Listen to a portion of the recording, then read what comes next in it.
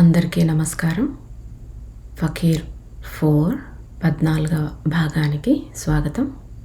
ముందుగా ఆ సాయినాథుని ప్రార్థించుకుందాం. ఓం శ్రీ గురుభ్యో నమః. ఓం సమర్థ సద్గురు శ్రీ సాయినాథాయ నమః. ఓం సాయిరామ్. ఓం సాయిరామ్. ఓం సాయిరామ్.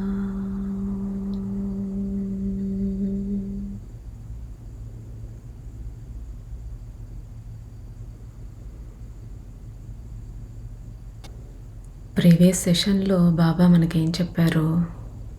ఆ భగవంతుడు ప్రతి ఒక్కరిలోనూ ఉన్నారు. ఎందుకంటే మనం ఆ భగవంతుడిలో ఒక భాగం, ఒక నిప్పురవ్వ ఆ మహాజ్వాలలో ఒక భాగమైనట్టుగా. కాబట్టి మనలో అందరిలో పరమాత్మ ఉన్నాడు. కాకపోతే నిద్రాణంగా ఉన్నాడు. ఆయనని ఒక తల్లి బిడ్డని లేపినంత ప్రేమగా మనము మేల్కొల్పుకోవాలి. అలా చేయాలి అంటే మనం మన లోపలికి వెళ్ళాలి.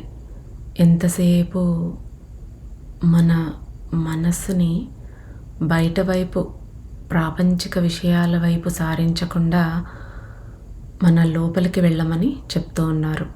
ఆ లోపలికి వెళ్ళటానికి మార్గాలు కూడా మనకి ఇంతకుముందు బాబా చెప్పారు. ముఖ్యంగా శ్వాస మీద ధ్యాస పెట్టి మన లోపలికి మనము వెళ్ళాలి అనేది ఒక ఈజీ మార్గంగా బాబా చెప్పారు. కానీ మనం ఏం చేస్తున్నామన్నారు? కస్తూరి మృగంలాగా మన లోపలికి వెళ్ళకుండా బయటే వెతుక్కుంటూ ఇంకా అటు ఇటు పరుగులు తీస్తూ ఉన్నాం. కానీ మనలోనే ఆ అమృత భాండం, ఆ కస్తూరి, ఆ పరమాత్ముడు ఉన్నాడు అని మనం ఎప్పుడైతే తెలుసుకుంటామో అది అసలైన ఆధ్యాత్మికత అనేసి చెప్పారు. కాబట్టి మనం అంతర్ముఖమై ఆ భగవంతుడితో కనెక్ట్ అవ్వాలని చెప్పారు. మనం ధ్యానం చేస్తూ ఉన్నప్పుడు బయట నుంచి ఆ పరమాత్మని మనలోకి ఆహ్వానించుకోవటం, లేదా ఆ పరమాత్ముడి శక్తి మనలోనికి ప్రవహిస్తున్నట్టుగా భావన చేసే బదులు మనం ఆ పరమాత్మలో భాగం కాబట్టి మనం కూడా పరమాత్మనే, అంటే ఆయనకి ఏ శక్తి అయితే ఉందో మనలో కూడా అదే శక్తి ఉంది అని పూర్తిగా ఏకత్వ భావంతో ప్రార్థన చేసినప్పుడు మనం ధ్యానంలో కూర్చున్నప్పుడే కాకుండా బయటకు వచ్చి ఏ పని చేస్తూ ఉన్నా కూడా ఆయనతో పూర్తిగా కనెక్ట్ అయి ఉంటాం, అనుసంధానమై ఉంటాము అనేసి చెప్పారు బాబా. ఎక్కువగా ఏకత్వ భావన అనేది రావాలి మనకు అనేసి చెప్పారు. ఈరోజు దాన్ని బాబా మరింత వివరించబోతూ ఉన్నారు. సో బాబా ఇంకేం చెప్తున్నారో వెంటనే బాబా దగ్గర క్లాస్ స్టార్ట్ అయిపోతుంది. కూర్చునేద్దాం. రుద్ర బాబా కాటేజ్కి వచ్చేసిన తర్వాత రుద్ర బాబా చెప్పినవన్నీ గుర్తు చేసుకుంటూ అలాగే నిద్రలోకి జారుకుంటాడు. అక్కడ ఒక గ్రామంలో అక్కడ ఉన్న వ్యక్తుల ఆరాలని గమనిస్తాడు రుద్ర. దేవుడు వేరు, నేను వేరు అనే భావం, అంటే డ్యూయాలిటీ లేకుండా ఏకత్వ భావనతో పనిచేసుకుంటూ ఉన్న వారి ఆరాకు, ఇంకా ఆ ఏకత్వ భావనని అనుభవించలేకపోతూ ఉన్న వారి ఆరాకు ఉన్న డిఫరెన్స్ చూస్తాడు. రుద్రకి బాబా చెప్పిన విషయం అర్థమవుతుంది. మనకు పైన ఏది కనపడకపోయినా మన ఆరాలో అన్నీ ప్రతిఫలిస్తాయి. కాబట్టి అక్కడ మనం ఏ భావనతో ఉన్నామనేది చక్కగా తెలిసిపోతుంది. సో ఆ తర్వాత కొన్ని రోజులు బాబా మళ్ళీ దూరంగా వెళ్ళిపోతారు రుద్రాను వదిలి. ఎక్కడైనా అవసరం ఉంది అని అనిపిస్తే, ఎక్కడైనా ఒక ప్రమాదం కానీ లేదా ఒక కెలామిటీ జరుగుతూ ఉన్నప్పుడు బాబా అక్కడికి వెళ్ళి అక్కడ ఎంతోమందికి సహాయపడుతూ ఉంటారు. దానికోసం అలా అప్పుడప్పుడు బాబా వెళ్ళొస్తూ ఉంటారు. అలా కొన్ని రోజులు బాబా భౌతికంగా అక్కడ లేకపోయినా కూడా రుద్ర తన పనుల్లో నిమగ్నమైపోయాడు. ఇంటి పనులన్నీ చేసుకుంటూ నూనె దీపాలు మాత్రం ఆరిపోకుండా చూసుకుంటూ ఉన్నాడు. బాబాకి దీపాలంటే చాలా ఇష్టం కాబట్టి. కుక్క పిల్లలను కూడా జాగ్రత్తగా చూసుకుంటూ అవసరమైన సరుకుల కోసం తన వ్యాన్లో తిరుగుతూ సమయం గడిపాడు. 3వ రోజున వ్యాన్ పార్క్ చేయగానే బాబా తిరిగి వచ్చేశారని రుద్రకు అర్థమైపోయింది. అతను, కుక్క పిల్లలు అందరూ ఎగ్జైటింగ్గా పరిగెత్తుకుంటూ వెళ్ళేసరికి బాబా ధ్యానంలో కూర్చొని ఉన్నారు. కానీ ఆయన ముఖంలో ఒక వెడల్పాటి చిరునవ్వు ఉంది. చాలా కాలం తర్వాత ఇంటికి వచ్చిన తల్లిదండ్రుల దగ్గరికి పిల్లలు పరిగెత్తుకుంటూ వెళ్ళినట్లుగా వారంతా కూడా బాబా దగ్గరికి వెళ్ళారనమాట. బాబా ఒక కన్నే తెరిచి చిన్నగా నవ్వుతూ, అంటే ధ్యానంలో ఉన్నారు కదా, ఒక కన్ను ఇలా తెరిచి చూశారనమాట. వాళ్ళని చూస్తూ చిన్నగా నవ్వుతూ వారిని ఆహ్వానించారు. ఆ రోజంతా ఎంతో ఆనందంగా గడిపేశారు. రాత్రి అయింది. వారు చాయ్ తాగి బిస్కెట్స్ తిని చిల్లుం తాగిన తర్వాత మళ్ళీ సముద్ర తీరంలోకి వెళ్ళారు. రాత్రి 10 గంటలైనప్పటికీ బీచ్లో ఎవ్వరూ లేరు. ఆకాశంలో అప్పుడే వచ్చిన బాలచంద్రుడు, అంటే న్యూ మూన్ అన్నమాట, మెరుస్తూ ఉన్నాడు. కొంతసేపు నిశ్శబ్దంగా నడిచిన తర్వాత బాబా ఒకచోట కూర్చున్నారు. రుద్ర కూడా ఆయన ముందు కూర్చున్నాడు. అప్పుడు రుద్ర ఇలా అడిగాడు, బాబా, నాకు ప్రార్థన ఎలా చేయాలో నేర్పించండి. మీరు చెప్పారు ఏకత్వ భావనతో ప్రార్థించాలని, నాకు తెలుసు. కానీ అందరికీ అది సాధ్యం కాకపోవచ్చు కదా. హృదయపూర్వకంగా చేసే ప్రతి ప్రార్థనను దేవుడు వింటాడని నేను నమ్ముతున్నాను. ప్రార్థించటానికి రకరకాల మార్గాలు ఉంటాయి కదా అనేసి రుద్ర అడుగుతున్నాడు. అంటే రుద్ర కేవలం తన కోసం కాదు, మనందరి కోసం అన్నమాట. మనలో అందరము ఆ ఏకత్వ భావనని అనుభూతి చెందలేకపోవచ్చు. కాబట్టి మన కోసం అడుగుతూ ఉన్నాడనమాట.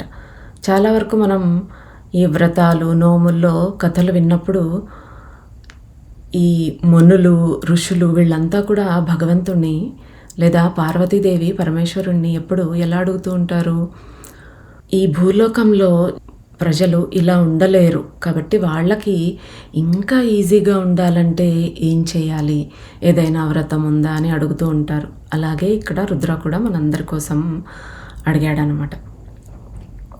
బాబా నవ్వి ఇలా అన్నారు, అవును మై డియర్, నిజమే. జాగ్రత్తగా విను. ప్రార్థన ఎలా చేయాలో తెలుసుకునే ముందు ఫస్ట్ ప్రార్థన ఎలా చెయ్యకూడదో తెలుసుకోవాలి.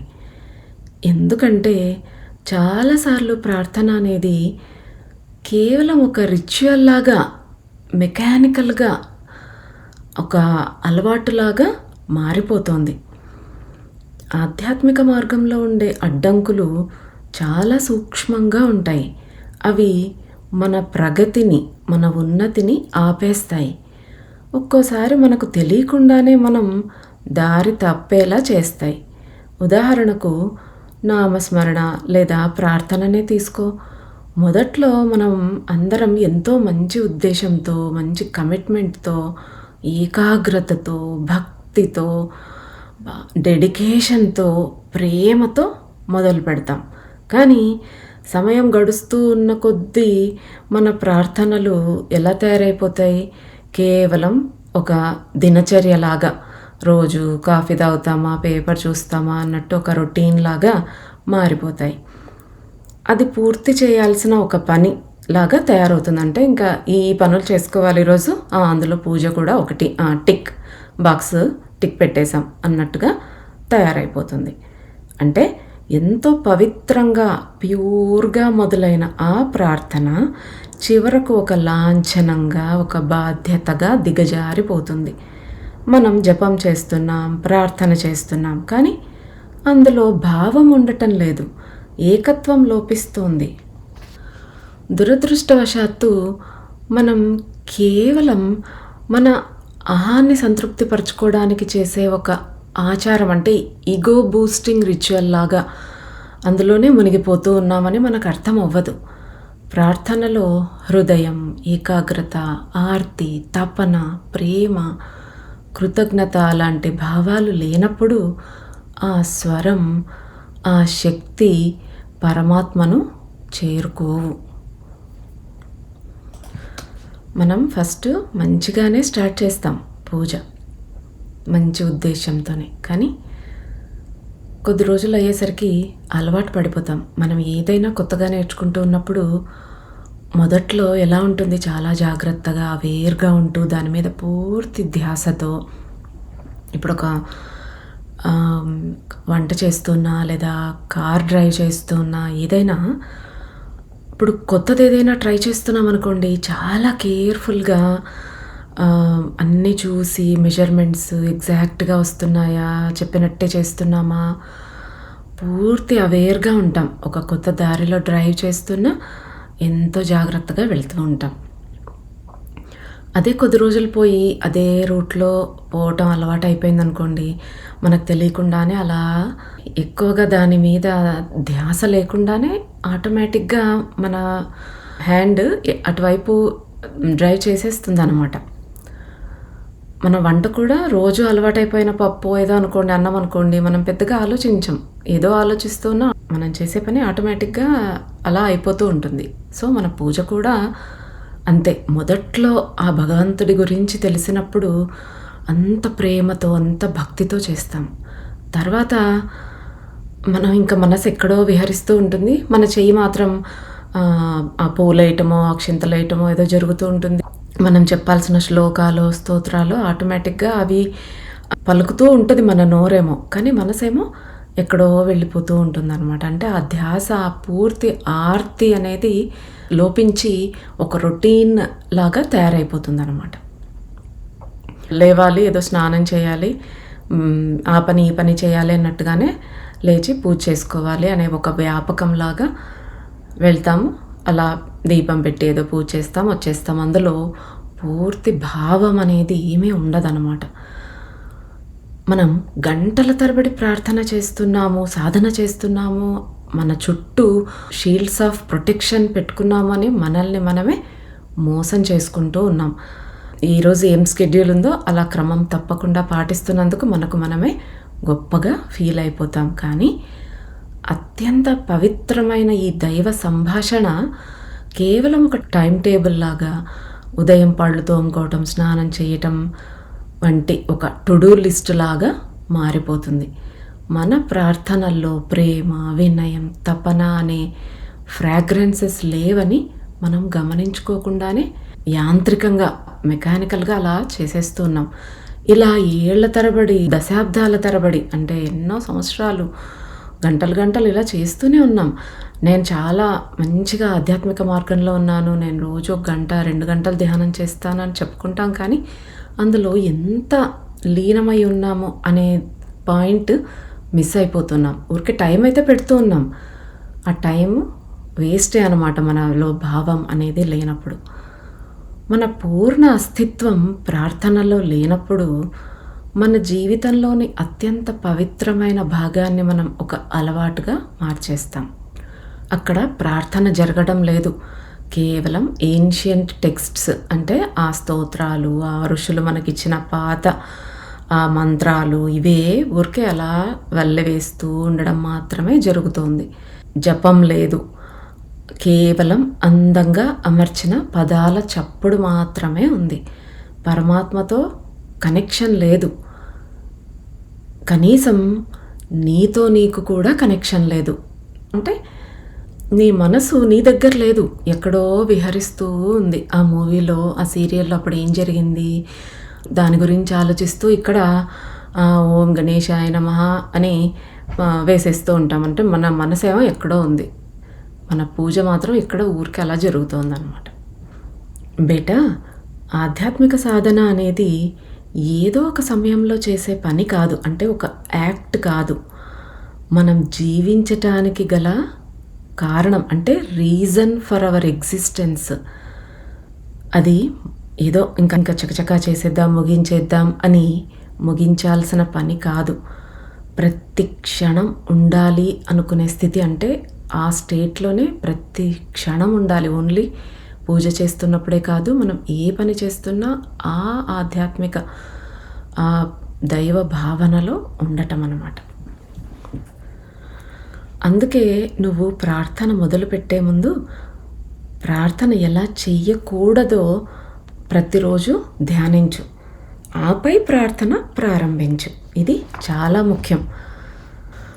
రోజు ఏ ఏ తప్పులైతే చేస్తున్నామో ప్రార్థన చేసేటప్పుడు, అంటే దేని గురించి ఆలోచించడం, ఎక్కడో మనసు పెట్టి యాంత్రికంగా పూజ చేయటం అలాంటివి కాకుండా, నేను ఈరోజు పూర్తి కాన్సన్ట్రేషన్తో ఆ భగవంతుడి మీద పూర్తి ధ్యాసతో చేస్తాను అని మనకు మనమే చెప్పుకోవాలన్నమాట. రోజు మనం చేసే తప్పులు మళ్ళీ రిపీట్ చేయకుండా ఉండాలని గుర్తు చేసుకోవాలన్నమాట.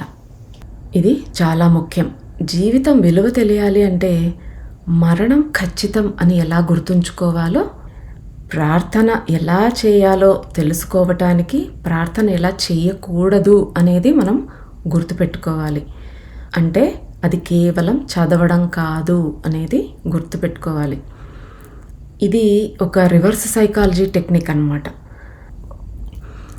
నేను చేసే జపం దేవుడికి వినిపించాలి అంటే అది నీ పెదవుల్లో నుంచి కాదు, నీ గుండె లోతుల్లో నుంచి రావాలి. రుద్ర తల ఊపాడు. ప్రార్థనలో ఉండవలసిన తీవ్రత, తపన, ప్రేమ మరియు భక్తిని తాను ఎలా మర్చిపోతున్నాడో అతనికి అర్థమైంది. బాబా కొనసాగించారు. బేటా, ఒకటి అర్థం చేసుకో. నీకు ప్రశాంతంగా కూర్చొని ప్రార్థించుకునే అవకాశం దొరికింది అంటే అది ఆ పరమాత్మ నీకిచ్చిన గొప్ప వరం. దేవుడితో మాట్లాడే అవకాశం అందరికీ రాదు. ప్రార్థన చేయగలగడం అనేది ఒక గౌరవం, ఒక విశేష అధికారం. అది నీ కర్మఫలం లేదా నీ తలరాత బాగుంటేనే సాధ్యమవుతుంది. ప్రతి ఒక్కరికి ప్రార్థనలో గడపడానికి సమయం ఉండదు బేటా. వారి జీవిత పరిస్థితులు ఆ అవకాశాన్ని ఇవ్వకపోవచ్చు. మనం కొన్ని జన్మల పాటు కష్టపడితేనే ఈ జన్మలో కూర్చొని ప్రార్థించుకునే ఆధ్యాత్మికతను అనుసరించే స్థితికి రాగలిగాం. ప్రార్థించాలనే కోరిక కలగడానికి మనం ఎన్నో జన్మల సాధన చేసి ఉండాలి. కాబట్టి ఈ అవకాశాన్ని వృధా చేసుకోకూడదు. కొందరికే ప్రార్థించాలనే ఆసక్తి, సమయం, స్థలం, శక్తి ఎందుకుంటాయి? మరికొందరికి ఎందుకు ఉండవు? ఏళ్ల తరబడి లేని భక్తి హఠాత్తుగా ఒకరోజు ఎందుకు పుడుతుంది? లేదా దశాబ్దాలుగా ప్రార్థన చేస్తున్న ఆ వ్యక్తికి అకస్మాత్తుగా ఆ ఆసక్తి ఎందుకు తగ్గిపోతుంది? ప్రార్థన చేయటానికి కావలసిన వాతావరణం, సమయం దొరికాయి అంటే దానికి కారణం గత జన్మల్లో మనం చేసిన కృషే. ఆ కష్టార్జితమే ఈ జన్మలో మనల్ని ఈ మార్గంలో నడిపిస్తోంది. మనం ఇప్పుడు అనుభవిస్తున్నది గత జన్మల సంకల్ప ఫలమే. సో ప్రార్థన అనేది ఒక హక్కు కాదు, ఒక వరం. మనం ప్రార్థనను ఏదో మనకు నచ్చినప్పుడు చేసే పనిగా చూస్తాం. కానీ బాబా ఏమంటున్నారంటే ఆ దేవుడి పేరు తలుచుకోవాలంటే కూడా ఆ దేవుడి అనుమతి ఉండాలి. నువ్వు ఇప్పుడు కాసేపు నీకు ప్రార్థన చేసే అవకాశం దొరికింది అంటే అది నీ జన్మ జన్మల్లో నువ్వు చేసుకున్న కృషి, అప్పుడు చేసుకున్న పుణ్యఫలం. ఇప్పుడు అందరూ ప్రార్థన చేయలేరు. కొంతమందికి వాళ్ళు వెంటనే జాబ్కి చాలా త్వరగా వెళ్ళాల్సి ఉండొచ్చు, ఇంట్లో బాధ్యతలు ఎక్కువ ఉండొచ్చు, జాబ్కి వెళ్ళే లోపల అన్ని పనులు చేసుకోవాలి కాబట్టి పూజ చేసుకునే టైం ఉండకపోవచ్చు. లేదా ఇంకొంతమందికి ఇంట్లో ధ్యానం కానీ పూజ కానీ చేసే పరిస్థితి ఉండకపోవచ్చు. అంటే వాళ్ళ భర్త కానీ, భార్య కానీ, అత్త కానీ, మామ కానీ ఎవరో ఒకరు ఇబ్బంది పెడుతూ వాళ్ళు చేయాలనుకున్నది చేయనీయకపోతూ ఉండొచ్చు. ఎందుకంటే నేను చాలామందిని విన్నాను. కొంతమంది ఫ్రెండ్స్ వాళ్ళ ఇంట్లో భర్త ధ్యానం చేస్తే ఒప్పుకోడు. నువ్వేదో నా మీద ప్రయోగం చేస్తున్నావా అన్నట్టుగా నిందించటం. నువ్వు ధ్యానం చేయొద్దు, నాకు ఇష్టం లేదు అనేసి ఇబ్బంది పెట్టడం, అలాగా వింటూ ఉంటాను. వాళ్ళు చేయాలి అనే తపన వాళ్ళల్లో ఉంటుంది కాబట్టి ఏం చేస్తారంటే ఇంకా తన భర్త గాఢ నిద్రలో ఉన్నప్పుడు లేచి ధ్యానం చేసుకోవటం, లేదా బాత్రూంలో కూర్చుని కాసేపు సాధన చేసుకోవటం, కారులోకి వెళ్ళి కూర్చొని చేసుకోవటం, ఇలా అంటే వాళ్ళకి తెలియకుండా దొంగచాటుగా చేసుకోవాల్సి వస్తుంటుందన్నమాట. అందరికీ సపోర్ట్ చేసే వ్యక్తులు ఇంట్లో ఉండకపోవచ్చు. అందుకే ప్రార్థన కానీ ధ్యానం చేసే అవకాశం అనేది వచ్చింది. ఆ వాతావరణం ఉంది మనకు, ఇక్కడ ఆ సమయం దొరికింది, ఆ స్థలం ఉంది మనకు. అంటే ప్రశాంతంగా ప్రార్థించుకునే ప్లేస్ అనేది మనకి ఇంట్లో ఉంది, ఆ శక్తి ఉంది అంటేనే అది మనం గత జన్మల్లో చేసుకున్న పుణ్యమే అన్నమాట. అందరికీ భగవంతుణ్ణి ప్రార్థించే అవకాశం కూడా ఉండదు అని చెప్తూ ఉన్నారు. ఎంత డబ్బు ఉన్నా, ఎంత టైం ఉన్నా ఒక్కొక్కసారి దేవుడి గురించి ఆలోచించే మనసు ఉండదు. అసలు దేవుడి గురించి ఆలోచించాలని కూడా అనిపించదు. ఆ టైం దొరికింది కదా, హాయిగా ఇన్స్టాగ్రామ్లోకి వెళ్ళి రీల్స్ చూద్దామా, లేదా టీవీ పెట్టుకుని ఆ సీరియల్ కంప్లీట్ చేసేద్దామా అనే ఉంటుంది తప్ప, ఇప్పుడు టైం దొరికింది కదా చక్కగా ధ్యానం చేసుకుందాం, ప్రార్థన చేసుకుందాం, ఆ భగవంతుడిని స్మరిద్దామనే మనసు కూడా రాదనమాట. మనకు ఆ మనసు సమయం రెండు ఉన్నాయి అంటే ప్రార్థించాలి అని మనం కోటీశ్వరుల కిందే లెక్క. అంటే మనకు కావాల్సింది మనకు దొరుకుతోందనమాట అక్కడ. ఇప్పుడు మనకు కాస్త బ్యాంక్ బ్యాలెన్స్ ఉందనుకోండి, ఎంత జాగ్రత్తగా వాడుకుంటాం, వేస్ట్ చేయకుండా మనకు కావాల్సిన వాటికి మాత్రమే ఉపయోగించుకుంటాం. అలాగే మన ప్రార్థన చేసే సమయాన్ని కూడా అంతే జాగ్రత్తగా వాడుకోవాలి. ఎందుకంటే ఈ జన్మలో ఇప్పుడున్న ఈ వరాన్ని మనం అశ్రద్ధ చేస్తే వచ్చే జన్మలో ఆ అవకాశం దొరుకుతుందో లేదో. ప్రార్థన అంటే మనం దేవుడికి టైం ఇవ్వట్లేదు, ఆ దేవుడు మనకిస్తున్న అద్భుతమైన అవకాశం అన్నమాట. నీకు భక్తి కలిగింది అంటేనే నీ ఆత్మ ఎంతో ఉన్నతమైన స్థితిలో ఉంది అని అర్థం. గుర్తుంచుకోబేటా, సమయం అని ఇసుక గడియారం అంటే శాండ్ గ్లాస్, మనం అవర్ గ్లాస్ అంటుంటాం కదా, అది దాని నుంచి ఇసుక నిరంతరం కిందికి జారిపోతూనే ఉంది. మనం ప్రార్థన చేయటానికి కూడా ఎంతో పుణ్యకర్మని సంపాదించుకొని ఉండాలి.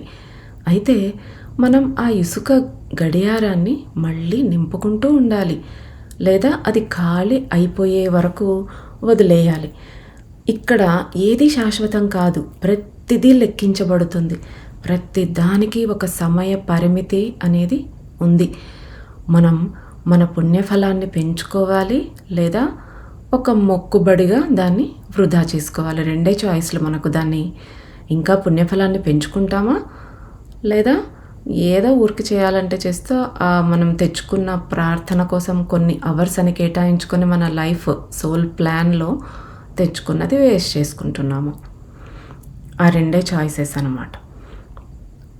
చెప్పుకున్నాం, ఇప్పుడు ప్రార్థన చేయాలి అంటే కూడా అది అందరికీ రాదు. మనం అదే పనిగా మనం మంచి పుణ్యకర్మ చేసి ఆ భగవంతుని ప్రార్థించడం కోసం మన టైం అనేది తెచ్చుకోగలిగాము. అది మనకిచ్చిన ఒక కోట అనుకోండి. సో బాబా ఇక్కడ అవర్ గ్లాస్ చెప్తున్నారు. అవర్ గ్లాస్లో అది కిందకి పడిపోతూనే ఉంటుంది శాండ్. దాన్ని మనం ఎంత ఎక్కువగా ప్రార్థన చేస్తూ ఇంకా నింపుకుంటామా అంటే లేట్ చేయాలి, ఇంకా అది తొందరగా ఖాళీ అయిపోకుండా పైన అది నింపుకుంటూనే ఉండాలి. ఇంకా ఇంకా అంటే తపనతో ప్రార్థన చేస్తుంటే మనం ప్రార్థన చేసే సమయం అంతగా పెరుగుతుంది. అంటే ఆ దైవం మనకు మరిన్ని అవకాశాలు కల్పిస్తున్నాడు. వేస్ట్ చేయడం అంటే ఆ ఇసుకని ఇంకా అలాగే వెళ్ళిపోతూ ఉండేలాగా వదిలేయటం. ఇంకా మనమేం నింపట్లేదు, అంటే మనం ఉన్న టైంని మనం మెకానికల్గా ప్రార్థన చేస్తూ వదిలేస్తున్నాం, ఖాళీ చేసేసుకుంటూ ఉన్నాం అనమాట. ఇంకా ప్రార్థన చేయడానికి కొత్తగా మనకు టైం అంటూ ఏమీ రాదు, ఉన్న కోట అయిపోతుంది అన్నట్టు అది వేస్ట్ చేసేసుకోవడం. ఇప్పుడు మనకు ప్రార్థించడానికి ఈ జీవితంలో ఒక 1000 గంటలు టైం ఉందనుకొని తెచ్చుకున్నాం అనుకోండి. ఆ 1000 గంటలు టైంలో మనం ఏమీ ప్రార్థన చేయకుండా అదంతా అలాగా వేస్ట్ చేసేసాం. ఇంకా అయిపోయింది. ఆ టైం అయిపోయిన తర్వాత మనకు ప్రార్థన చేసేకి ఇంకా మన కోటాలో ఏమీ మిగిలలేదు. సో ఈ జన్మ వృధా అయిపోయింది. పరమాత్మతో ఒక్కటవ్వటానికి మనకు కొన్ని గంటల సమయం మాత్రమే వరంగా లభించింది. ఉదాహరణకు ఒక వ్యక్తి తన పుణ్యం ద్వారా 1000 గంటల ప్రార్థనా సమయాన్ని సంపాదించుకున్నాడు అనుకుందాం. ఇప్పుడు ప్రశ్న ఏమిటంటే, మనం ఆ 1000 గంటల్లో ప్రతి నిమిషాన్ని అత్యంత భక్తితో గడిపి మన సాధన ద్వారా ఆ 1000 గంటలను 10,000 గంటలుగా పెంచుకుంటామా, లేక ఏకాగ్రత లేకుండా ఆ ఉన్న టైంని వృధా చేసి చివరికి ఏమీ మిగలకుండా చేసుకుంటామా? మనకు బ్యాంకులో 1000 రూపాయలు ఉన్నాయనుకోండి, మనం దాన్ని పెట్టుబడిగా పెట్టి ఏదన్నా ఒక తెలివిగా జాగ్రత్తగా ఒక బిజినెస్ చేసుకుని దాన్ని 10,000 రూపాయలుగా 1,00,000 రూపాయలుగా మార్చుకుంటామా, లేదా నాకు 1000 రూపాయలు ఉన్నాయి ఎంతైనా ఖర్చు పెట్టుకోవచ్చు అన్నట్టు రోజు కాస్త 100 తీసుకొని ఖర్చు పెట్టారనుకోండి, 10 రోజుల్లో ఏమవుతుంది? ఆ 1000 రూపాయలు అయిపోతుంది. మనకిక్కడ మనం ప్రార్థన చేసుకోవడానికి తెచ్చుకున్న సమయం కూడా అంతే అన్నమాట. మనకు లైఫ్ ఇంకా చాలా ఉంది, మనకి ఎన్నేళ్ళో ఉంది ఇంకా మన లైఫ్ బతికేది. అంత టైంలో ఎప్పుడో ఒకసారి చేసుకుందాంలే, ఇప్పుడు టైం లేదు, రిటైర్ అయిన తర్వాత అప్పుడు దేవుడి గురించి ఆలోచిద్దాంలే అని వాయిదా వేస్తూ ఉంటామన్నమాట. అది కాదు చేయాల్సింది. మనకు నెక్స్ట్ మినిట్ అనేది ఉందో లేదో ఎవరికి తెలుసు, ఎప్పుడు పోతామో తెలీదు. ఆ ఉన్న టైంని, ఇప్పుడు దొరికిన టైంని మనం వేస్ట్ చేసుకుంటే మనకి ఇంకా మిగిలిందా టైం ఇంకా, లేదా మనం తెచ్చుకున్న సమయం అయిపోయిందా ప్రార్థన కోసం అనేది మనకు తెలియదు. ప్రస్తుతాన్ని, ఈ వర్తమానాన్ని చక్కగా ఉపయోగించుకోవాలన్నమాట. దైవకృప ద్వారా మన గత జన్మల కష్టం ద్వారా లభించిన ఈ అమూల్యమైన కొన్ని గంటల సమయాన్ని ఒక రొటీన్ లాగా మార్చి పాడు చేసేసుకుంటామా?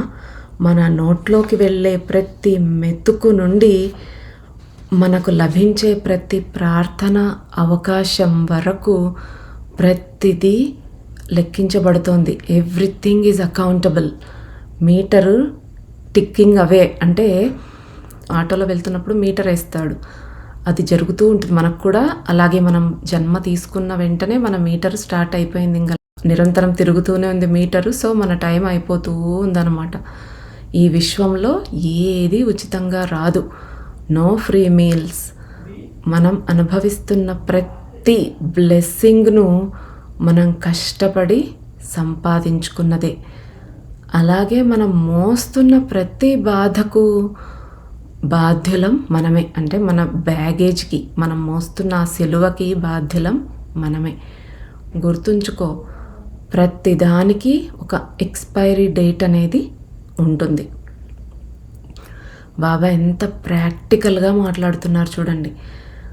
మనం చెప్పుకుంటూ ఉంటాం, మనం తినే ప్రతి మెతుకు మీద మన పేరు ఉంటుంది అని. ఒక్కొక్కసారి మనం అన్నం కలిపి నోట్లో పెట్టుకుంటున్న సమయంలో చిన్న పిల్లవాడు వచ్చి, మన కొడుకో కూతురో అనుకోండి, వచ్చి అమ్మ ఆ అంటే మనం నోట్లో పెట్టుకోబోయేది కూడా తీసి ఆ బిడ్డకు నోట్లో పెట్టేస్తాం. అంటే ఆ మెతుకు మీద మన పేరు రాసి లేదు. మనం వంట చేసుకున్నది, మనం కలిపి రెడీ చేసుకొని ప్లేట్లో పెట్టుకున్నది కూడా మన నోట్లోకి వెళ్తుందో లేదో డౌటే. అలాంటిది ఇప్పుడు మనకి వచ్చే ఈ సమయం కూడా అంతే. అప్పుడు మనం మళ్ళీ ప్రార్థన చేయగలమో లేదో, మనకి ఇంకా అవకాశం వస్తుందో రాదో, ఇప్పుడు ఉన్నది మనం ఉపయోగించుకోవాలి. మనం తినే అన్నం కూడా మన పుణ్య ఖాతాలో నుంచే వస్తుంది. అలాగే మనం ప్రార్థన చేసే అవకాశం కూడా ఒక స్పిరిచువల్ కరెన్సీ లాగా అనమాట. మనం ఖర్చు చేస్తున్నామా, పెట్టుబడిగా పెట్టి ఇంకా పెంచుకుంటున్నామా అనేది మన చేతుల్లోనే ఉంది. అన్నీ ఉన్నాయి కదా, ఎప్పుడైనా ప్రార్థన చేసుకోవచ్చు అనుకోవడం భ్రమ. మన ఆరోగ్యం సహకరించకపోవచ్చు, మనసు నిలకడగా ఉండకపోవచ్చు, ఆయుష్ తీరిపోవచ్చు. అందుకే ఉన్న సమయాన్ని ఏదో మొక్కుబడిలాగా, ఫార్మాలిటీలాగా కాకుండా మన ముక్తి కోసం వాడుకోవాలి. ప్రార్థన అనేది మనం దేవుడికి ఏదో పెద్ద హెల్ప్ చేస్తున్నాం అనేది కాదు. అది మనం కష్టపడి సంపాదించుకున్నాం ఒక ట్రెజర్, అది మన స్పిరిచువల్ ట్రెజర్. అది ఆ నిధిని ఈ రొటీన్ అనే చిల్లుల గంపలో వేసి వృధా చేసుకోకుండా ప్రతి క్షణాన్ని దైవంతో అనుసంధానం కావటానికే యూస్ చేసుకోవాలన్నమాట. కాబట్టి ప్రార్థనా సమయం ఎంత విలువైందో అర్థమవుతుంది కదా బాబా చెప్పిన దాన్ని బట్టి. మనం దైవకృపను ఒక మొక్కుబడిగా మార్చి వృధా చేస్తామా, లేదా ఆ అవకాశాన్ని వాడుకొని దాన్ని శాశ్వతమైన కృపగా మార్చుకుంటామా అనేది మన చేతుల్లోనే ఉంది. ప్రార్థన కోసం ఒక ఖచ్చితమైన సమయాన్ని కేటాయించినప్పుడు ఆ సమయంలో మన శక్తినంతటినీ ధారపోసి ఆ క్షణంలోనే జీవించడం, అంటే ప్రజెంట్ మూమెంట్లో ఉంటూ పూజ చేయాలి, అక్కడ ఇక్కడ ఆలోచించకుండా. అది మన కనీస ధర్మం. ఎలాగూ నువ్వు ఆ సమయాన్ని ప్రార్థన కోసం కేటాయించావు, పూజ చేసుకోవటానికి అంటూ ఏదో అరగంట 3/4 గంట పెట్టావు ఎలాగూ.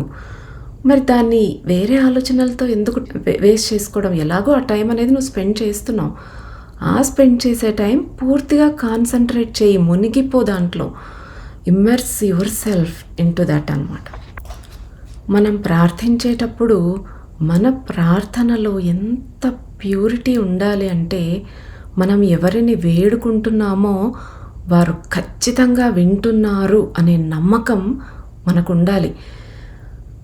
మన ప్రార్థనలో ఉండే ఆ ఫ్రాగ్రెన్స్, ఆ పరిమళం అనేది ఆ దేవుడిని లేదా గురువును ఆయన పనులన్నీ పక్కకు పెట్టి మన పిలుపును వినేలాగా చేయాలి. నీ ప్రార్థనలో అంతటి తీవ్రత, ఆర్తి, ప్రేమ ఉన్నప్పుడు నీ ప్రార్థనకు రెక్కలు వస్తాయి. అవి నేరుగా పరమాత్మని చేరుకుంటాయి. ఆ నమ్మకమే నీ ప్రార్థనకు ఇంధనంలా పనిచేస్తుంది. మనం గజేంద్ర మోక్షం వినే ఉంటాం అందరం. ఫస్ట్ తను మొసలి తన కాలు పట్టుకున్నప్పుడు ఇంకా తనలో గర్వం అనేది ఉంది. నేను గజరాజును, నేను ఎంత స్ట్రాంగ్, ఈ మొసలే ఉంది అని తన బలమంతా ఉపయోగించి మొసలిని విడిపించుకోవడానికి ట్రై చేస్తాడు. ఎంతసేపటికి రాదు. అందరూ తన వాళ్ళు హెల్ప్ చేస్తారు, అయినా రాదు. కాసేపటి తర్వాత ఇంకా తనలో శక్తి అయిపోయింది, తనలో గర్వం అణిగిపోయి ఎక్కడో లోగొంతుకతో పాహి పాహి అని పూర్తిగా శరణాగతి చేసేస్తాడు. అప్పుడు విష్ణువు ఆ భక్తుడి ప్రార్థన అలా వినగానే ఎంత పరుగున వచ్చేస్తాడంటే, ఆయన లక్ష్మీదేవి పమిట కొంగు పట్టుకుని ఆడుకుంటూ ఉంటాడు. అలాగే పట్టుకుని పరిగెత్తుతూ ఉంటాడు. గరుత్మంతుణ్ణి పిలవడు, అంటే ఆయుధాలు తీసుకోడు, వాహనాన్ని పిలవడు, లక్ష్మీదేవికి చెప్పడు. ఆ భక్తుడి కోసం ఆత్రంగా పరుగు తీసేస్తూ ఉంటాడనమాట.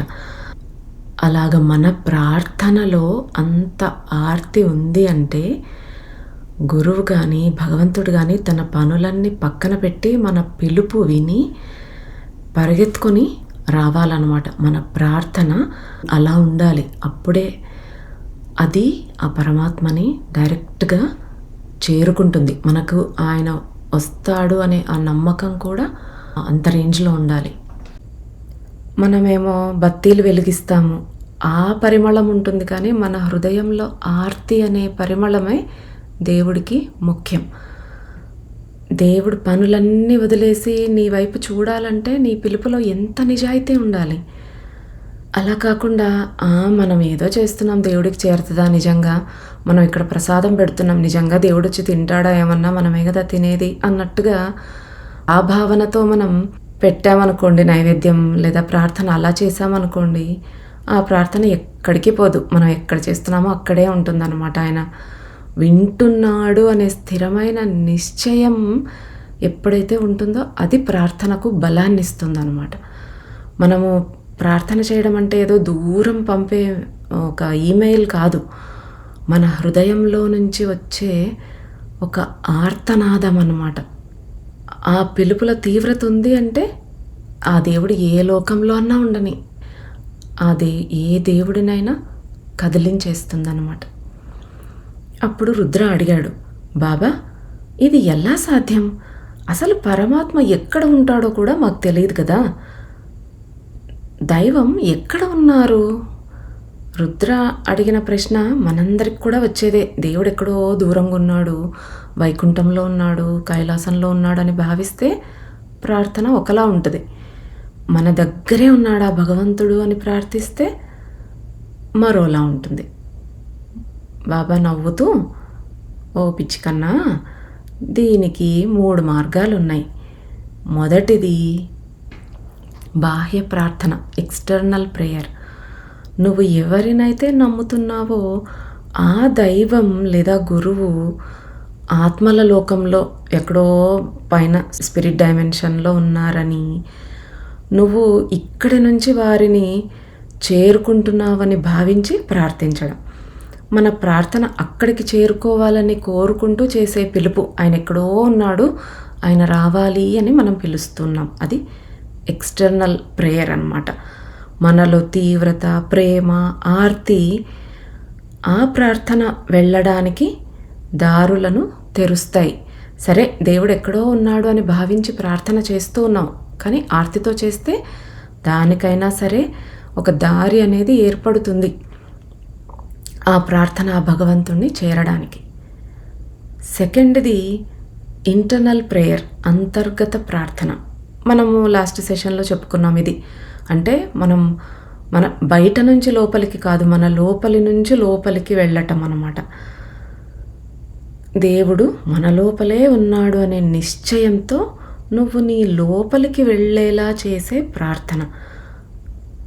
ఆయన మనలో నిద్రిస్తున్న స్థితిలో ఉండొచ్చు, అంటే డార్మెంట్గా ఉండొచ్చు, లేదా మేల్కొనే ఉండొచ్చు. చాలామందిలో చాలా వరకు నిద్రాణంగానే ఉంటాడు. వాళ్ళే లేపాలి. లేపి ఆయన లోపల నుంచే మనతో పని చేయించాలంటే మన ప్రార్థన ఎంత ప్యూర్గా, ఎంత తీవ్రంగా ఉండాలంటే మనం పిలిచే ఆ పిలుపుకు ఆయన మేల్కొనక తప్పదు. లేచి మనతో ఆయన మన లోపలే ఉండి పని చేయించాలన్నమాట.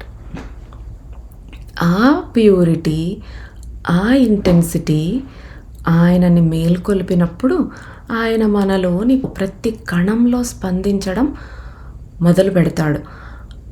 మన బ్రెత్లో, మన వైబ్రేషన్స్లో అంతా పరమాత్మే నిండిపోతాడనమాట. ఇక థర్డ్ వే, 3వ మార్గం ఏంటి? సర్వవ్యాప్త ప్రార్థన. అంటే ఇంకా ఆయన అన్ని చోట్ల ఉన్నాడు అనే భావన. దేవుడు తన దివ్యలోకంలోనే కాకుండా ప్రతి జీవిలో, మనలో ఉన్నాడు, అన్ని వస్తువుల్లో ఉన్నాడు, అన్నింటా ఉన్నాడు. ప్రహ్లాదుడు చెప్పినట్టు, ఇందుగలడందులేడని సందేహము వలదు, చక్రి ఎందెందు వెతకి చూసిన అందందే గలడు. అన్నింట్లో ఉన్నాడు అని నమ్మి చేసే ప్రార్థన. దీనికి అత్యంత గాఢమైన ఏకాగ్రత అవసరం. ఎందుకంటే ఇప్పుడు మనం అటు దివ్యలోకానికి మన పిలుపు అందేలా చేయాలి, ఇటు మన లోపలున్న దైవాన్ని మేల్కొలపాలి. ఈ ప్రార్థనకు 2 ఇంధనం కావాలి. నీకు ఏ మార్గం సులభం అనిపిస్తే ఆ మార్గంలో ప్రార్థించు, కానీ ఆ పిలుపులో పిచ్చివాడిలో ఉండేంత తీవ్రత, ఒక పిచ్చోడిలో ఎంత తీవ్రత ఉంటుందో అంత తీవ్రత, ఇంటెన్సిటీ మనలో ఉండాలి. అప్పుడే ఆ ప్రార్థనకు ఫలితం ఉంటుంది. బేటా, అటువంటి తీవ్రతతో, అటువంటి జునూన్తో, అంటే మామూలు ప్రార్థనకు బాబా చెప్పే ప్రార్థనకు తేడా అనమాట. జునూన్ అంటే ప్రపంచాన్ని మర్చిపోయి దైవంతో ఏకమవ్వాలనే ఒక రకమైన పిచ్చి. ఆ పిచ్చితో నువ్వు చివరిసారిగా ఎప్పుడు ప్రార్థించావో గుర్తు చేసుకో. అంత జునూన్ నీలో ఉందా? అదే నువ్వు నిజంగా ప్రార్థించిన చివరి సమయం. అంటే మనం రోజు పూజ చేస్తున్నా, మనం ఏ రోజు భక్తితో నిజంగా తీవ్రతతో ప్రేమతో ప్రార్థించాం. మనం ఏ రోజైనా భక్తితో తీవ్రతతో ప్రార్థించి ఉంటే అదే మన చివరి రోజు అన్నమాట. మనం పూజ చేసుకున్నది. మిగతా రోజులన్నీ టైం స్పెండ్ చేస్తున్నాం కానీ we are not doing the prayer or meditation అన్నమాట. ఊహించుకో, వారు అంటే దేవుడు కానీ గురువు కానీ నీ ప్రార్థన వినాలని, నీలోని తీవ్రతను చూడాలని ఎదురు చూస్తున్నారు. కానీ వారికి వినిపిస్తున్నదల్లా నీ పెదవుల నుంచి వస్తున్న యాంత్రికమైన మాటలే. నీ మనసు మాత్రం ఎక్కడో దూరంగా ఉంది. జస్ట్ ఇమాజిన్, వారు నీ ముందరే ఉండి నీ ప్రార్థనలోని పవిత్రతను, ఫ్రాగ్రెన్స్ను ఆస్వాదించాలని ఆశిస్తూ ఉంటే నువ్వు మాత్రం ప్రేమ, ఆ డెప్త్, ఆ కాన్సన్ట్రేషన్ లేని పదాలను, ఆ మంత్రాలను మొక్కుబడిగా వల్లవేస్తూ ఉన్నావు. అది నీకు ఎంత సాడ్ మూమెంట్ కాదా బేటా? దేవుడు నీ ఎదురుగే ఉండి ఆయన ఎక్స్పెక్ట్ చేస్తున్నాడు, నన్ను ప్రేమతో పిలిస్తే వచ్చేద్దాం ఇలా వాడిలోకి అని. కానీ మనం అలా పిలవట్లేదు. ఎంత సాడ్ మూమెంట్ అది. దేవుడు అంత దగ్గరున్నా కూడా మనం ఆయనతో కనెక్ట్ అవ్వలేకపోతున్నాం అన్నమాట. వారు మనకు రోజుకు 24 గంటలు ఇచ్చారు. ప్రతి గంటలో 60 నిమిషాలు, ప్రతి నిమిషంలో 60 సెకండ్లు ఉన్నాయి. ఆ లెక్కలేనన్ని సెకండ్లలో మనం వారిని ఎంత సమయం నిజమైన ప్రేమతో, తీవ్రతతో గుర్తు చేసుకుంటున్నాం? మన ప్రార్థనలో ఎరుకను, కృతజ్ఞతను నింపినప్పుడు, ఒక బిడ్డ తన తల్లి కోసం తహతహలాడినట్లు మనం వారిని వేడుకున్నప్పుడు, అప్పుడు మన ప్రార్థన ఒక ఆచారం కాదు, మన మనుగడకు కారణమవుతుంది.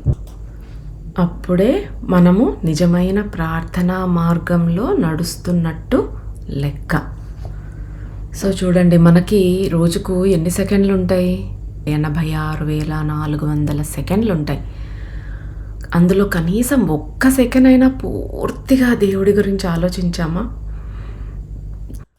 మనం రోజులో ఒక 100 సార్లు సాయిరామ్, ఓం సాయిరామ్ అని ప్రార్థించడం కంటే ఒక్కసారి పూర్తిగా ఆర్తితో, ప్రేమతో ఆయనను తలుచుకుంటే సాయిని చాలు. అదే ఎక్కువ. మనం ప్రతిసారి దైవనామాన్ని స్మరించినప్పుడు ఆ స్మరణ పట్ల మనకు ఎరుక ఉంటే చాలు.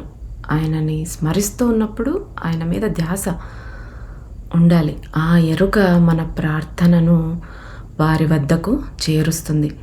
ప్రార్థన చేసే అవకాశం అందరికీ రాదు. అది మనం కష్టపడి సంపాదించుకున్నది. దానిని వృధా చేయడం సిగ్గుచేటు. మనం దేవుడి కృపను ఆహ్వానించకపోతే ఈ అవకాశానికి కూడా ఒక ఎక్స్పైరీ డేట్ అనేది ఉంటుంది. అన్నింటికీ ఎక్స్పైరీ డేట్ ఉంది, మనతో సహా. అలాగే మనకిచ్చిన టైం కూడా ఎక్స్పైర్ అయిపోతుంది అన్నమాట. మనం రోజు ఏదో అటెండెన్స్ వేసుకున్నామా అనేది కాదు. ఆయనతో ప్రేమగా ఆత్మ సంభాషణ జరిపామా అనేది, అది ఎరుకతో చేస్తే ఇంకా దానికి ప్రాణం వస్తుందన్నమాట. సో మనం బాబా మాటలు వింటూ ఉంటే మన ప్రార్థనా పద్ధతిని ఎంత మార్చుకోవాలో గమనించుకోవాలి. ప్రార్థన చేయగలగడం అనేది మనకు లభించిన గొప్ప కానుక. ఒకవేళ మనం ఈ గౌరవాన్ని వృధా చేసుకుంటే మళ్ళీ ఏ జన్మలో మనకు కావాలనుకున్నప్పుడు ప్రార్థించుకునే అవకాశం దొరుకుతుందో ఎవరికి తెలుసు, ఏ జన్మలో దొరుకుతుందో. కాబట్టి నువ్వు ప్రార్థించేటప్పుడు ఆ దైవశక్తి నీలో ఆవహించినట్టుగా, మనకు దయ్యం పట్టింది అంటుంటారు, అలాగా దేవుడు మనకి పడితే, దేవుడు ఆవహిస్తే ఎలాగా ఉంటుందో ఆ శక్తి నీలో ఆవహిస్తే, పొసెస్ అయితే నువ్వు అలా ప్రార్థించాలి. మన వ్యక్తిత్వం కరిగిపోవాలి. బాబా చెప్పేదేంటి? నువ్వు పిలవడం కాదు, ఆ దైవమే నీ ద్వారా నిన్ను పిలుచుకుంటున్నాడు అనేంత గాఢత ఉండాలన్నమాట. తన తల్లి కౌగిలి కోసం తహతహలాడే బిడ్డల ఆరాటపడుతూ ప్రార్థించు. చిన్న బేబీ వాళ్ళ అమ్మ వచ్చి ఎత్తుకుంటుందంటే ఎగ్జైట్ అయిపోతూ చేతులు ఇలా అందిస్తూ ఉంటాడు. అలా అంత ఆరాటం ఉండాలనమాట భగవంతుడిని చేరుకోవటానికి. ఆ ప్రార్థన అంత అలా ఉండాలనమాట. బహుశా ఇదే నీకు లభించే చివరి అవకాశమేమో అన్నట్లుగా ప్రార్థించు. అప్పుడు ఆ భగవంతుడు తన పనులన్నీ పక్కన పెట్టి నీ ప్రార్థన వింటున్నారు అనే భావనతో ఉండు. ప్రార్థనను ఒక మొక్కుబడిగా మార్చి వారిని తక్కువ చేయకు. అలా చేస్తే మానవుడు చేయగలిగే అత్యంత పవిత్రమైన పనిని నువ్వు కలుషితం చేసినట్టు అవుతుంది. నీకు నీ దైవానికి మధ్య మరేదీ ఉండకూడదు. ఇదే శాశ్వత సత్యం బేటా. మనం అదే రేపు చూద్దామని వాయిదా వేస్తుంటాం కదా. మనకు ఒకవేళ ఇదే చివరి ప్రార్థన అయితే మనం నెక్స్ట్ డే మళ్ళీ జీవించి ఉండకపోతే, మనకి ఇంకా లైఫ్ లేదు అని ఒకవేళ తెలిసిందనుకోండి, ఎంత ఆర్తితో ఇంకా ఆ మిగిలిన టైం ప్రార్థిస్తాం. మనకు బాబా ఫస్ట్ బుక్లో కూడా చెప్పారు, నువ్వు ఏ పని చేస్తూ ఉన్నా ప్రార్థనే కాదు, ఒక పండు తింటున్నా ఇదే నీ లాస్ట్ ఫ్రూట్, ఇంకా నీకు మళ్ళీ లైఫ్ లేదు, ఇంకా నువ్వు తినే అవకాశం రాదు అంటే నువ్వు ఆ పండును ఎంత ఆస్వాదిస్తూ తింటావు. అలాగే అన్ని పనులు మనకి ఇంకా నెక్స్ట్ మినిట్ అనేది లేదు, ఇంకా ఇదే మన లాస్ట్ థింగ్ మనం చేసేది, ఇంకా నెక్స్ట్ మనకు జీవితం లేదు అన్నట్టుగా మనం చేయాలి. అంత ఆర్ద్రతతో అంత లీనమైపోయి చేయాలన్నమాట. తర్వాత బాబా లేచి నిలబడ్డారు. వారు నడుస్తూ కాటేజ్కి చేరుకున్నారు. రుద్ర బాబా కోసం ఒక సింపుల్ కర్రీ చేశాడు. యాపిల్ ముక్కలు కోసి ఇంట్లోనే తయారు చేసిన తాంబూలాన్ని ఉంచాడు. బాబా అన్నింటినీ కొద్ది కొద్దిగా రుచి చూశారు. ఆ పైన వారు ఛాయ్ తాగి చిలుం పెట్టుకొని కూర్చుని సముద్రాన్ని కౌగిలించుకుంటూ ఉన్న ఆ నిశీధిని, అంటే ఆ ఆకాశం అలా చూస్తూ గడిపారు. కొంత సమయం తర్వాత వారికి కేవలం సముద్రపు అలల జోలపాట మాత్రమే వినిపిస్తోంది. అంటే ఇప్పుడు జ్ఞాన బోధ ముగిసిన తర్వాత ప్రకృతిలో ఉండే ఆ సైలెన్స్ ఏదైతే ఉంటుందో అది సాధకుడి మనస్సులో ఆ జ్ఞానం జీర్ణించుకోవడానికి హెల్ప్ చేస్తుందన్నమాట. మనం అది అలా విన్న తర్వాత కాసేపు అలా ధ్యానంలోకి కామ్గా వెళ్ళిపోతే మనకు బాబా ఏం చెప్పారు ఏమి అనేది బాగా ఎక్కుతుందన్నమాట లోపలికి. మనం ఏదో విన్నాం గబగబా నెక్స్ట్ వేరే పనిలోకి వెళ్ళిపోయామంటే ఇది ఇలాగే ఈ చెవిలో నుంచి ఆ చెవిలో వెళ్ళిపోతుంది. మనకు లోపల బ్రెయిన్లోకి వెళ్ళదనమాట. బ్రెయిన్లోకి వెళ్ళాలి అంటే మనం కాసేపు కళ్ళు మూసుకొని మళ్ళీ కూర్చొని దాన్ని మననం చేసుకోవాలి. ఆవు గడ్డి తిన్న తర్వాత మళ్ళీ కూర్చొని తీరిగ్గా నెమరేసుకుంటూ ఉంటుందన్నమాట. అలాగా మనం కూడా కూర్చొని మెల్లగా ఏం చెప్పారు బాబా అని నెమరు వేసుకోవాలన్నమాట. మనకి బాబా నొక్కి చెప్తున్నారు ఈ సెంటెన్స్ ఏంటి, ఆధ్యాత్మిక సాధన ఒక పని కాదు, అది నీ ఉనికికే నీ మనుగడకే అసలైన కారణం. ఏదో చేసేసామనేది కాదు, దానికోసమే జీవించాలి, చివరకు అదే అయిపోవాలి అన్నట్టు. మనం దేవుడితో అపాయింట్మెంట్ తీసుకోవట్లేదు, ఆయనతో కలిసిపోతున్నాం. మనం చేసే పనులన్నీ ఆధ్యాత్మికం కావాలి తప్ప ఆధ్యాత్మికత అనేదాన్ని ఏదో ఒక టాస్క్ లాగా ఒక పనిలాగా మార్చకూడదన్నమాట. రుద్ర చేసిన సేవ, బాబా ఇచ్చిన బోధన ఆ రాత్రి సముద్ర తీరంలో ఒక అద్భుతమైన శాంతిని నింపాయి.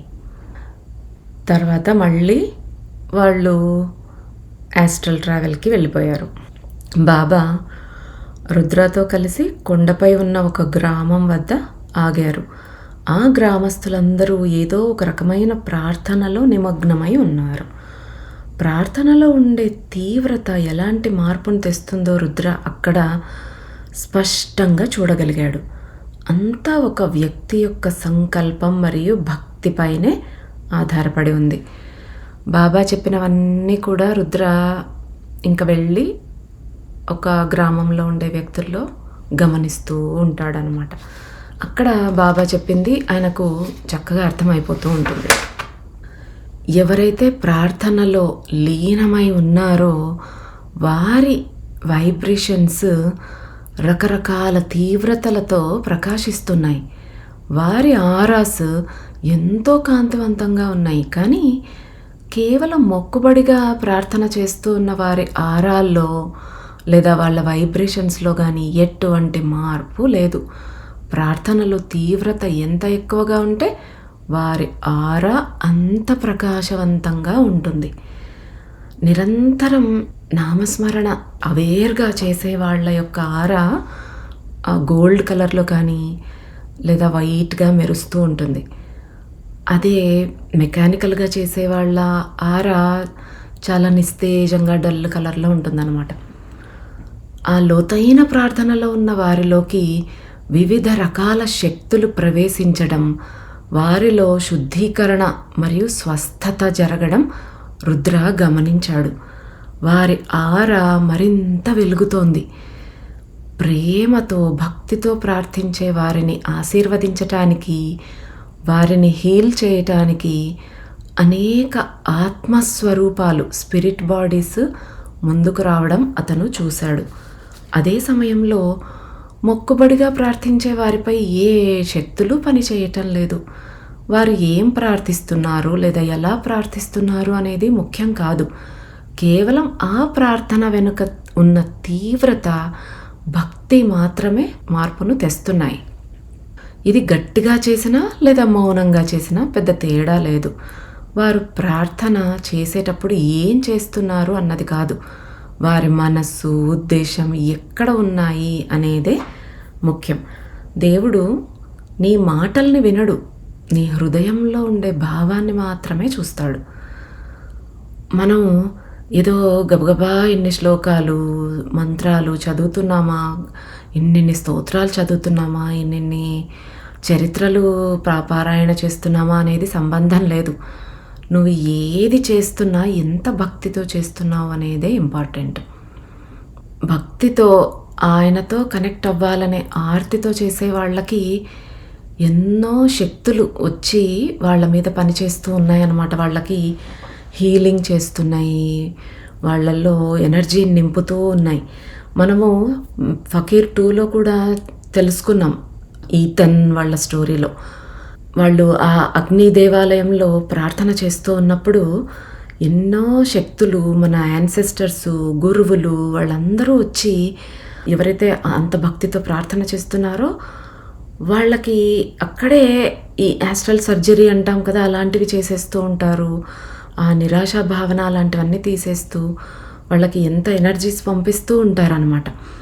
అదంతా రుద్ర చూడగలుగుతాడు అప్పుడు అక్కడ.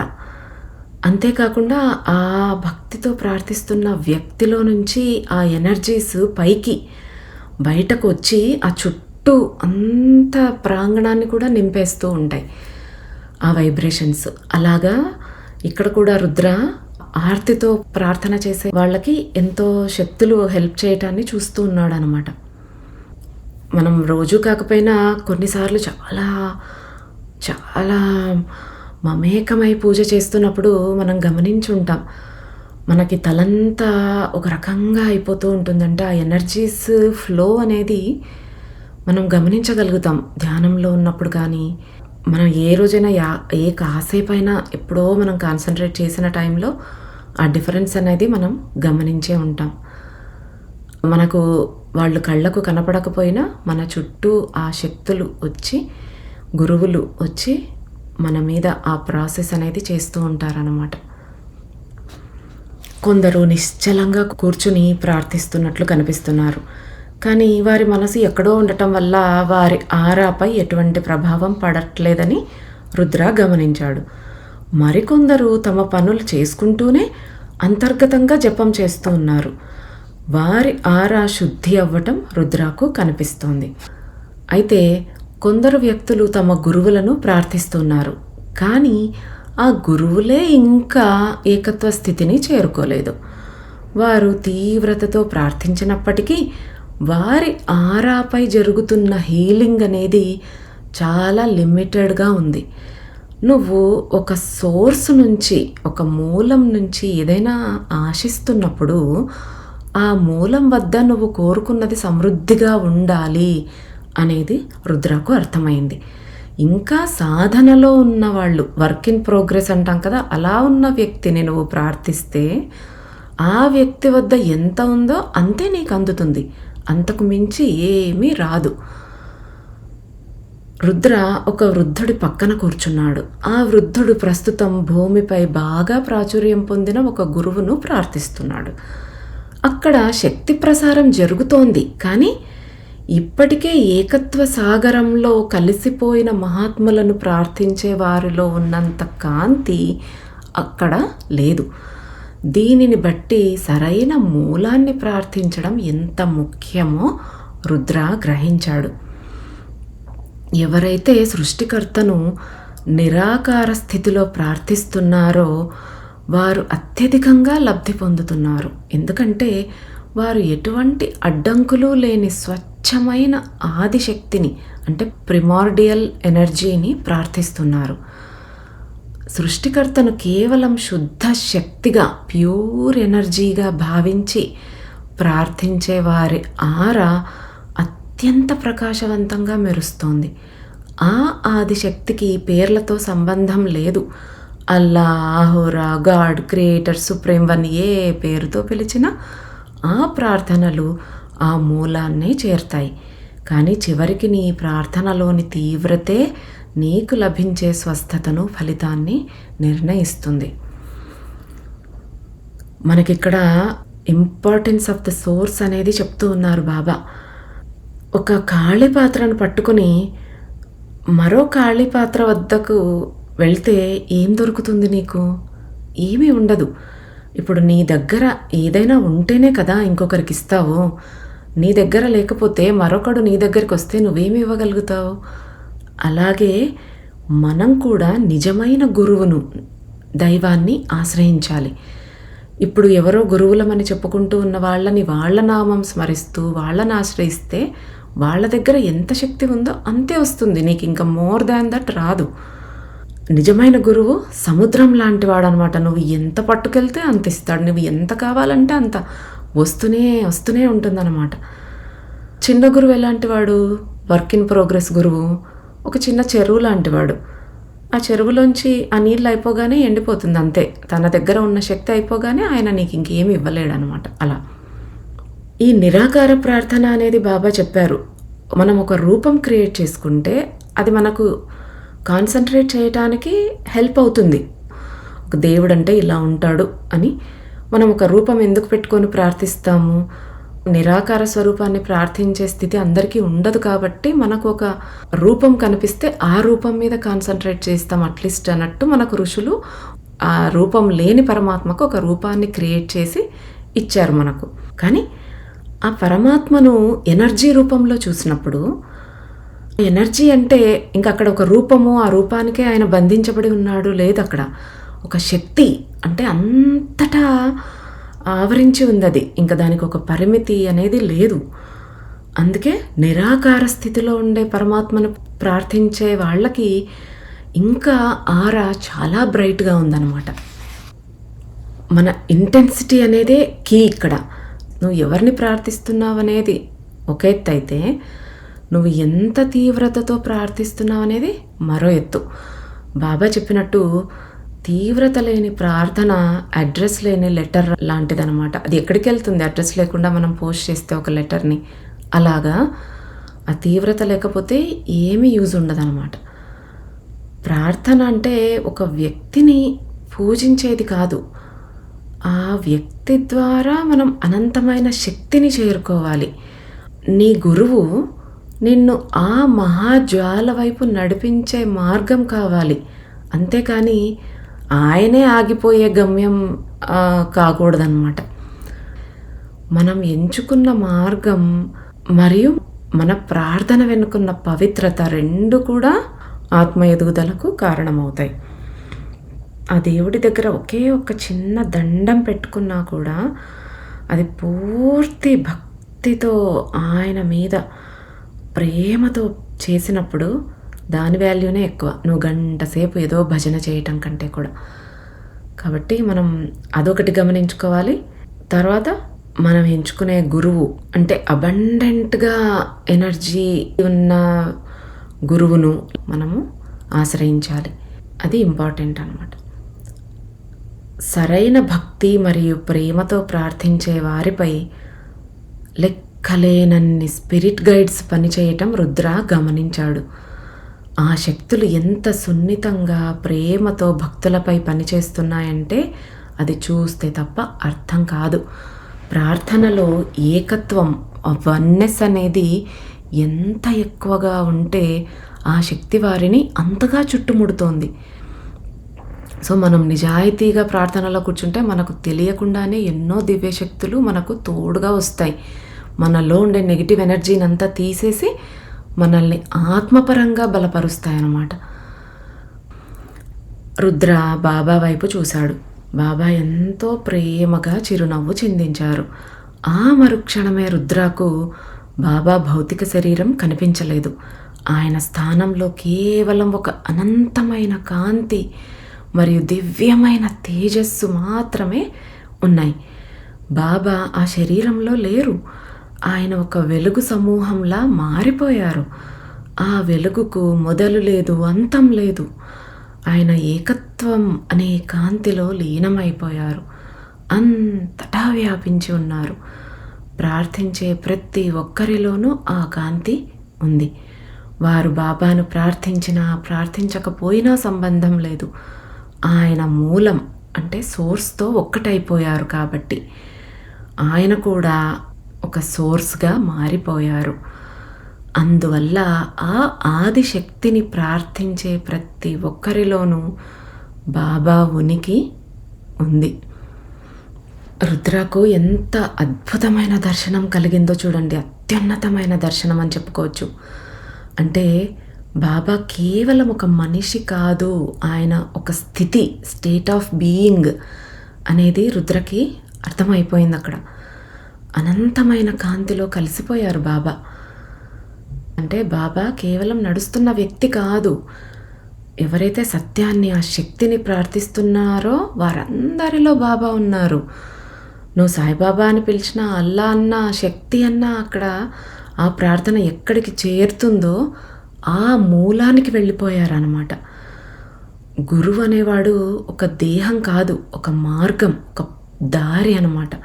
ఆ దారిని పట్టుకొని నువ్వు వెళితే నువ్వు కూడా ఆ అనంతమైన వెలుగులో కలిసిపోతావు. ప్రార్థనలో ఉండే తీవ్రతనే నిన్ను ఆ వెలుగు వైపు నడిపించేస్తుంది.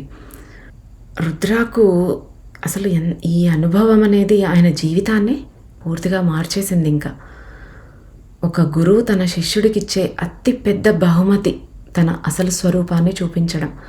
ఇక్కడ రుద్ర ఆ అదృష్టాన్ని పొందాడు. బాబా యొక్క అసలు స్వరూపాన్ని చూశాడు. బాబా ఎంతసేపున్నా ఒక రూపధారిగా వచ్చి ఆయనతో ఆడుతూ పాడుతూ మాట్లాడుతూ ఉన్నాడు. అంటే బాబా కేవలం ఆ రూపానికే పరిమితం కాదు, ఆయన అనంతమైన శక్తి. బాబా యొక్క దివ్య దర్శనం తర్వాత, ఆయన బోధనల తర్వాత రుద్రాలో ఒక గొప్ప మార్పు వస్తుంది. అతను కేవలం బాబా మాటలు వినే శిష్యుడి నుంచి ఆ మాటలను తన ప్రతి శ్వాసలో అనుభవించే సాధకుడిలాగా మారిపోతాడు. ఆ రాత్రి సముద్ర తీరంలో బాబాతో గడిపిన ఆ క్షణాలు రుద్రకు ఒక విషయాన్ని స్పష్టం చేస్తాయి. లోకం నిశ్శబ్దంగా ఉన్నప్పుడే ఆత్మస్వరం వినిపిస్తుంది. ఈరోజు మనం నేర్చుకునే లెసన్ ఒక్కటే. మన దగ్గర ఉండే సమయం పరిమితం, కానీ దైవ కృప అనంతం. ఆ కృపను అందుకోవడానికి కావలసిన ఏకైక అర్హత మన హృదయంలోని నిష్కల్మషమైన ప్రేమ మరియు ఆ తీవ్రత. ఆ తీవ్రతే మనల్ని నిప్పు రవ్వ నుంచి ఒక జ్వాలగా మారుస్తుంది. సో నీ ప్రార్థనలో ఎంత పరిమళం ఉండాలంటే ఆ దైవం పనులన్నీ పక్కన పెట్టేసుకొని నీ కోసం పరుగెత్తుకు రావాలి. నీవు చేసే ప్రతి నామస్మరణ నీ ఆత్మను వెలిగించే ఒక దీపం అయిపోవాలి. మనము ఈ భూమి మీదకి వచ్చింది ఏదో తిని పడుకుని చనిపోవడానికి కాదు. ఆ నిప్పు రవ్వను మహాజ్వాలలో కలపడమే మన అసలు ఉద్దేశం. మనం సోల్ ప్లానింగ్ చేసుకున్నప్పుడు పైన మనం పుట్టే ముందు ఇవన్నీ అనుకొని వస్తాం. ఆ భగవంతుడిని చేరుకోవడానికి నాకు ఇదొక అవకాశం, నేను ఈ ఛాన్స్ని మిస్ చేసుకోను అని ఓ ప్రగల్భాలు పలికేసి వచ్చేస్తాం. కానీ ఇక్కడికి రాగానే ఆ మాయ మనల్ని చుట్టేసుకుంటుంది. అన్నీ మర్చిపోతాం, ఏది గుర్తుండదు. మళ్ళీ ఇక్కడి గోల, ఇక్కడ ఈ చక్రంలో అక్కడే పడి తిరుగుతూ ఉంటాం. మళ్ళీ పైకి వెళ్ళిన తర్వాత అయ్యో ఈ ఛాన్స్ కూడా వేస్ట్ చేశానే అని బాధపడుతూ ఉంటాం. కాబట్టి మనకు అట్లీస్ట్ బాబా ఈ జ్ఞానాన్నంతా అందిస్తూ మనకి ఇది మీరు ఎవరైనా ఇది ప్లాన్ చేసుకొని వస్తారు అనేది మనకు చెప్తూ ఉన్నారు. మనం ఇది సాధించకపోతే ఎన్ని జన్మలైనా వృధానే. మనం పుడుతూనే ఉంటాం ఇంకా ఆ స్థితి పొందే వరకు. ఇంకా ఎంతకీ మనం చేరుకోవాల్సినది చేరుకోలేని స్థితి, ఇంకా మూర్ఖంగానే ప్రవర్తిస్తూ ఈ ప్రాపంచిక విషయాల్లోనే తిరుగుతూ ఉంటే ఇంకా మనకు మనిషిగా జన్మించే అవకాశం కూడా రాదు. మళ్ళీ బ్యాక్ వెళ్ళిపోతాం అన్నమాట. కాబట్టి ఇప్పటికైనా మనం కళ్ళు తెరవాలి. ఇప్పుడు ఇది వింటూ ఉన్న వాళ్ళకి 40 ఏళ్ళు ఉండొచ్చు, 60 ఏళ్ళు ఉండొచ్చు, లేదా 30 ఏళ్ళే ఉండొచ్చు. It's never too late. At least సరే ఎన్ని సంవత్సరాలు వేస్ట్ చేసాం తెలీదు, ఇప్పటి నుంచైనా మనం రియలైజ్ అయ్యి రోజులో ఇంత టైం ఉంది, కనీసం ఒక్క నిమిషమైనా ఆ పరమాత్ముడి మీద భక్తితో ప్రేమతో ఆయనను ధ్యానిస్తే మనం ఒక్కొక్క స్టెప్పు ముందుకు వెళ్ళిపోతాం. మనల్ నుంచి ఏ వస్తువులు, ఏ మొక్కులు, ఏ కిరీటాలు, నగలు కోరుకోవట్లేదు ఆ భగవంతుడు. మనల్ నుంచి ప్రేమను కోరుకుంటున్నాడు. ఆయన నుంచి విడిపడిన ఈ ఆత్మ మళ్ళీ ఆయనలోకి వెళ్ళిపోవాలి, ఆయనగా మారిపోవాలి. మనలో ఉండే కల్మషాలన్నీ, ఆ అసూయ, ద్వేషాలు అన్నీ వదిలేసేయాలి. అన్నీ యాక్సెప్ట్ చేస్తూ, అన్నింటిలో ఆ భగవంతుణ్ణి చూస్తూ నిరంతరం ఆయన కోసం పరితపించాలి. ఆయన దగ్గరికి చేరటం అనేది జరగదులే అనే క్వశ్చనే లేదు. ఎవరో ఎందుకు, ఈ కాలంలో ఉన్న వాళ్ళనే ఎన్నోసార్లు మనం ఎగ్జాంపుల్గా తీసుకున్నాం. రామదాసు, త్యాగరాజస్వామి, అన్నమయ్య, తుకారాం, వీళ్ళంతా కలియుగంలో పుట్టిన వాళ్ళే కదా. కొంతమంది ఆ భగవంతుడిలో కలిసిపోయారు, కొంతమందిని ఆ భగవంతుడే వచ్చి మరీ శరీరంతో వాళ్ళని తీసుకుని వెళ్ళిపోయాడు. 1,000,000 సార్లు రామనామ జపం చేస్తే భక్తితో, ఊరికే నంబర్ కాదు, భక్తితో ఆ రాముడి దర్శనం ఖచ్చితంగా అవుతుంది అని చెప్తారు. త్యాగరాజస్వామికి రామదర్శనం జరిగింది. అలా ఎంతోమంది ఉన్నారు భక్తులు, వారి యొక్క ప్రేమతో భగవంతుణ్ణే లొంగదీసుకున్నారు. అంతటి ప్రేమ, భక్తి మనకు కూడా రావాలి.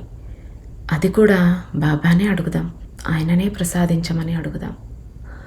బాబా మనకు ఈరోజు 3 మార్గాలు చెప్పారు, ఎక్స్టర్నల్, ఇంటర్నల్, ఎవ్రీవేర్ అన్నట్టు. సో మీకు ఏ మార్గం నచ్చింది, ఏ మార్గంలో మీరు చక్కగా కనెక్ట్ అవ్వగలుగుతారో ప్రయత్నం చేసి చూడండి. మీకు ఏ మార్గం ఈజీగా అనిపించిందో కామెంట్స్లో తెలియచేయండి. అలాగే ఆ మార్గం ఎందుకు మీకు ఈజీగా ఉంది, ఎలా కనెక్ట్ అవ్వగలిగారో పంచుకోగలిగితే నాతో కామెంట్స్లో కాన్వర్జేషన్ని కొనసాగించండి. ఇక లాస్ట్ ఎపిసోడ్తో వచ్చే గురువారం కలుసుకుందాం. అంతవరకు సెలవు. సర్వం శ్రీ సాయినాథ చరణారవిందార్పణమస్తు. స్వస్తి.